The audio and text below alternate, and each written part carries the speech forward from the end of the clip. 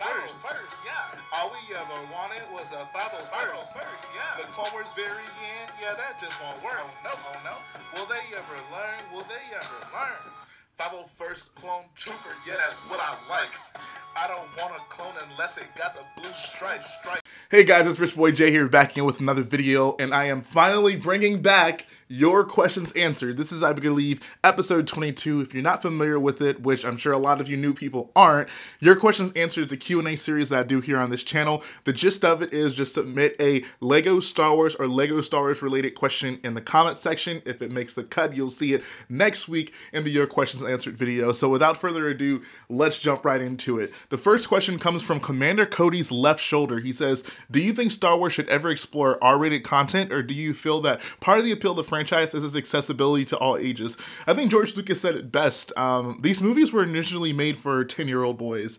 And I think it's kind of expanded past how, obviously, it had much more appeal to girls than George Lucas probably ever expected. And you know, adults have obviously taken a big loving towards it. But I think that in order to remain true to the essence of Star Wars, there's no necessity to have an R-rated film. I can't think of a Star Wars story where it would be really necessary to have an R-rated film. Now, that's not to say that it wouldn't work. As a fan, I just don't really see the need for it.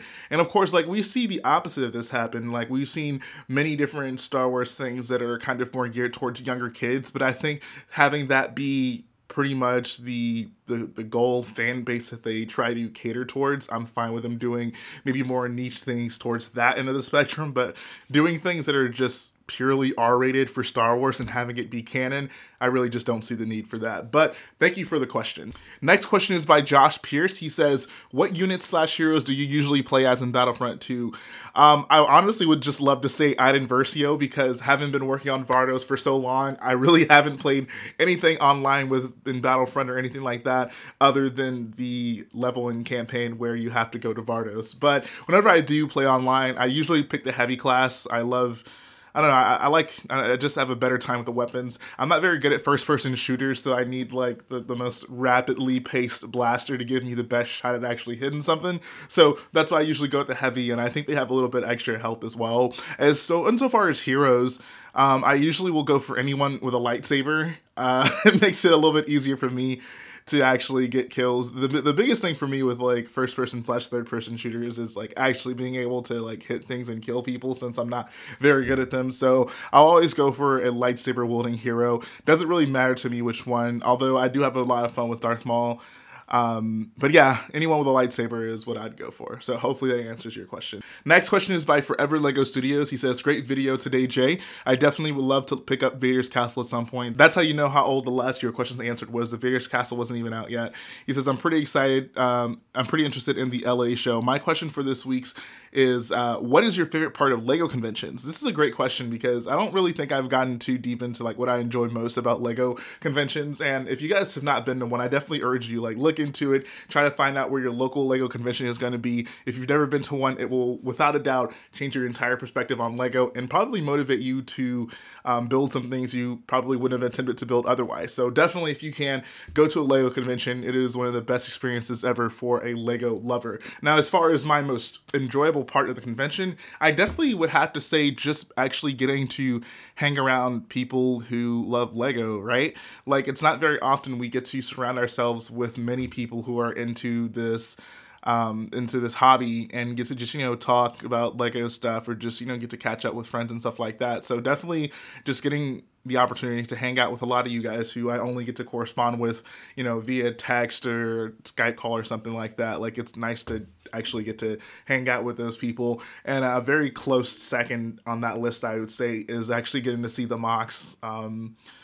Man, it's really something special getting to see that many, like, beautiful Lego collections all in one place. And I don't know about you guys, but whenever I leave a Lego convention, I just get more inspired to build even more. Like, even if I've, like, spent my entire time, you know, trying to get my mock ready up until the convention, there's just something about being around everyone else's creations and all their creativity that really does inspire me to get back to my house and start building more and more mocks. So it is really just a beautiful thing. Like I said, if you can go to a Lego convention, I definitely urge you to do so.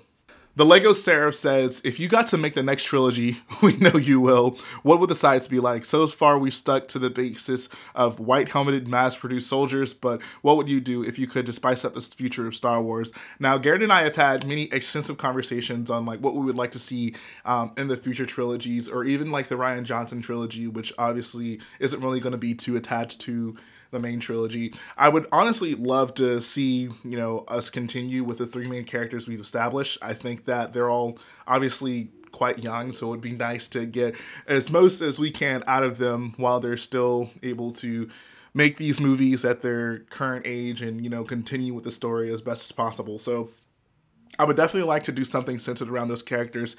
If we look at like the state of the galaxy, I would honestly like to see something with like many factions. Like maybe we go to something in the Star Wars universe where, you know, post-Empire, post-Republic that gets destroyed, post First Order, maybe all the planets just decide, okay, you know, every time we've tried some sort of centralized government, hasn't really worked out, or the thing has gotten destroyed, it attracts too much attention. So we'll leave every planet to their own devices, and you know, they will, if you want to have your own standing army, that's cool. If not, it's whatever. But basically every planet just gets to have their own standing armies. And I think that, you know, if we center that around a few group of core planets with big standing armies, that can create for not only a lot of interesting looking soldiers, because you can have, you know, varying species within each planet, and also you can, you know, determine like what their ships are going to be like, what their armies are going to be like. But so that would kind of give us more diversity as opposed to just, you know, a ragtag group of rebels versus white helmeted troops or battle droids.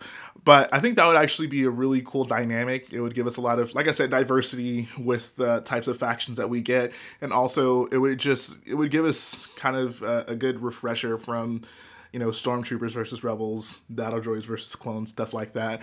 So that would be the direction I would go. Let me know what you guys think about it. Like, what kind of factions would you like to see? I know a lot of people would probably say they'd like to see maybe another like big Sith army versus Jedi army type thing. I think that could be interesting, but I don't see that happening so soon after this current trilogy. Maybe down the line it absolutely could, but in the meantime, I think like outside of like Knights of the Old Republic, the best we've seen of Jedi is when they're in limited numbers. I don't think the prequels did a very good job at making Jedi very cool and interesting by having so many of them.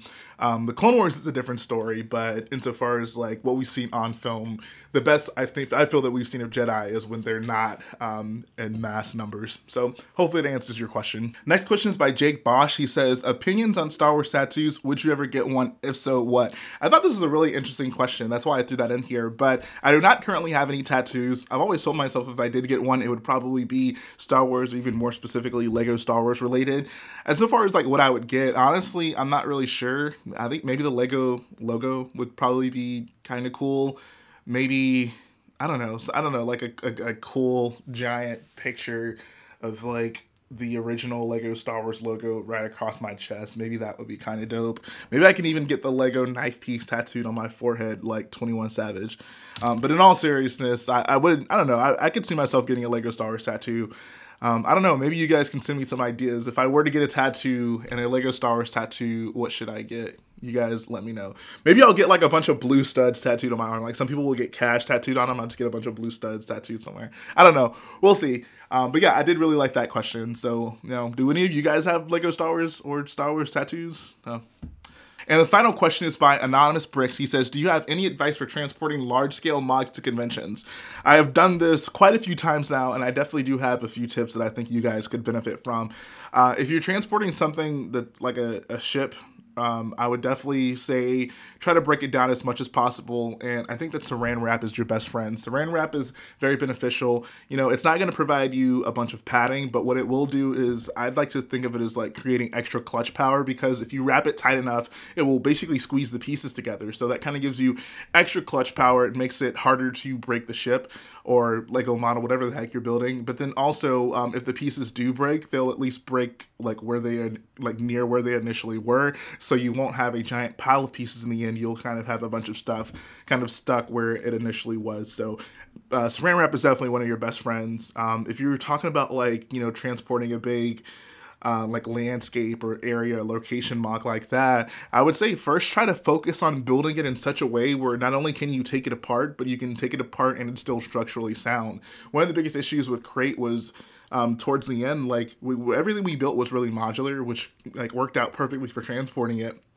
But once we got to the cave sections, there were just certain areas like that big hangar right above the door where it just didn't have enough connection points to the ground. So like we had to basically like take the top part off of it and break it in order to transport it without it like falling apart. So that made it really difficult. But basically, like if you're gonna make it modular, make sure that every part of it is stable and that you can carry it and it can sit in a car and withstand being driven over a long period of time. So that's really all I got. If you guys want maybe like a whole video on that, I can do that. If you guys are trying to figure out how to transport large mocks in the most efficient way possible, if that's something you're interested in, definitely let me know. But that's going to finish up our video today, guys. I really hope that you enjoyed it. I'm going to try to get back on a regular schedule with these Your Questions Answered videos. Like I said, if you want to see it in the video, drop your comment in the comment section below. If it makes the cut, you'll see it next week. And that's really all I got for you. So like I always say, guys, if you like what I do, go ahead and support the video by smashing that like button, support the channel by smashing the subscribe button, and I'll be back again